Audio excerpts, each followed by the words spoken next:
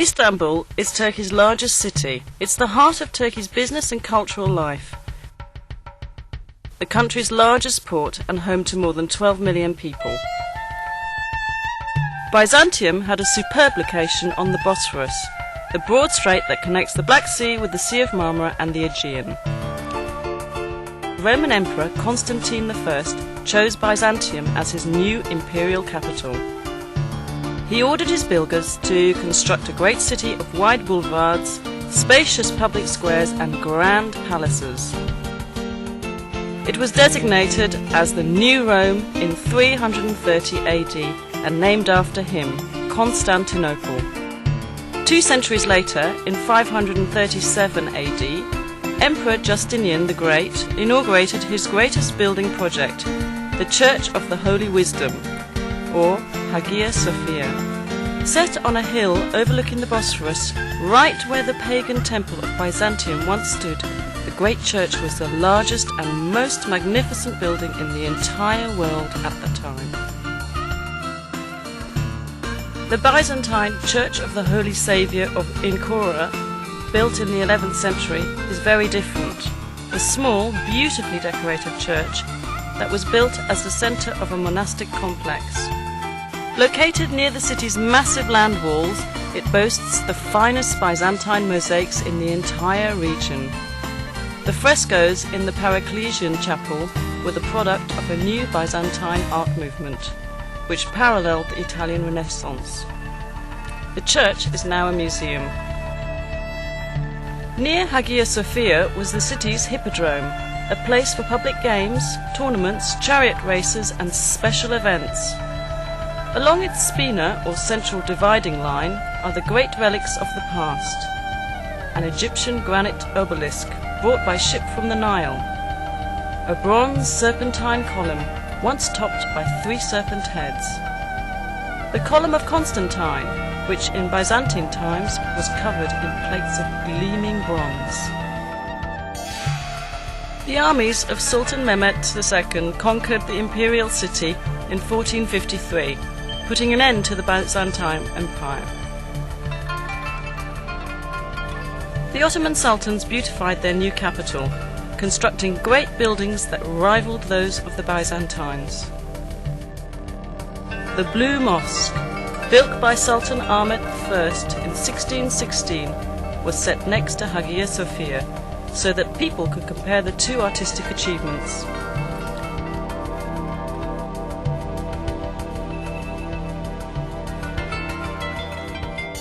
The Sultan endowed his great imperial mosque with many other buildings to serve the people.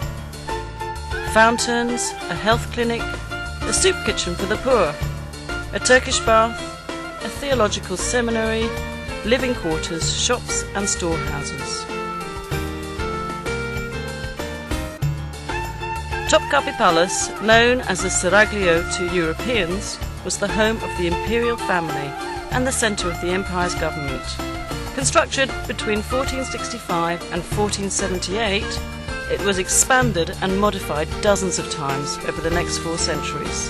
It is a beautiful, livable place of gardens, pavilions and sumptuous royal chambers.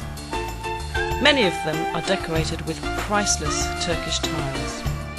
The most popular section of Topkapi is the Imperial Harem, legendary for its luxury, romance and intrigue. Mozart wrote his famous opera, The Abduction from the Seraglio, about it, and many other artists have let their imaginations fly with visions of what went on there. Located on major trade routes, Istanbul has always been an important commercial city. The Grand Bazaar, with its 4,000 shops, is among the world's most fascinating markets. It's truly a small city in itself.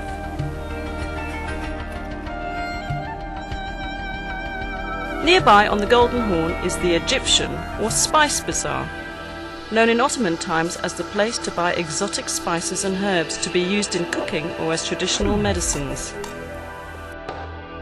Crowning a hill overlooking the city is the Süleymaniye, or Mosque of Sultan Süleyman the Magnificent, the largest of Turkey's imperial mosques. Built for the empire's greatest sultan, it is the masterwork of Mimar Sinan, Turkey's greatest architect. The region around Istanbul is filled with fascinating places to visit on day trips. Take a fast ferry boat voyage south across the Sea of Marmara to visit Iznik, known in ancient times as Nicaea. Iznik is known today for its agriculture, but it has a deep romantic history. Ancient Nicaea was an important political, cultural and commercial city surrounded by powerful city walls which survive to this day. The early Christian church held two important ecumenical councils here.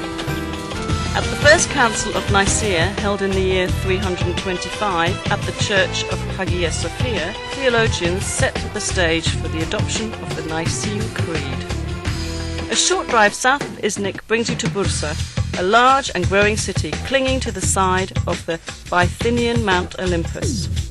Bursa was already ancient when, in 1326, the Ottoman Sultans chose it as the first capital of their rapidly expanding empire. They beautified their new capital with fine public buildings, including the Ulu Cami, or Great Mosque. Dating from 1396, it is the oldest Ottoman mosque still standing. A quarter century later, the Green Mosque was built. Its style is different from that of the Arab-influenced Ulu Cami. The Green Mosque and neighbouring buildings, a royal tomb, a theological seminary and a soup kitchen for the poor, give us a glimpse of what Ottoman architecture would achieve during the coming centuries.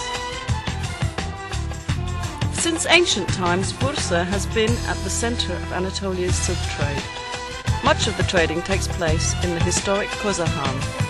The ultrafine silk thread is dyed and woven into brightly coloured Bursa scarves, shawls, blouses and other garments. Perhaps the most beautiful products of all are the fine Turkish carpets woven of pure silk or a blend of silk and wool. West of Bursa's city centre is the suburb of Çekirge, famous for its hot mineral springs. The Romans enjoyed these baths, as did the Ottomans, who restored and improved the facilities. And in a few hours you'll arrive at the Dardanelles, the historic strait which connects the Aegean and Mediterranean seas with the Black and Marmara seas.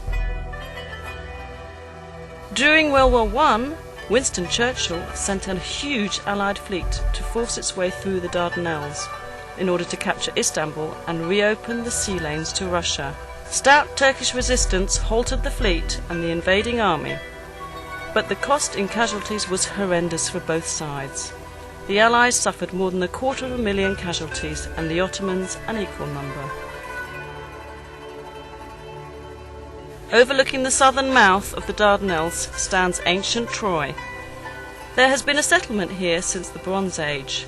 The poet Homer tells us the Achaean Greeks attacked the Trojans more than 3,000 years ago, because beautiful Helen had been abducted by a Trojan prince.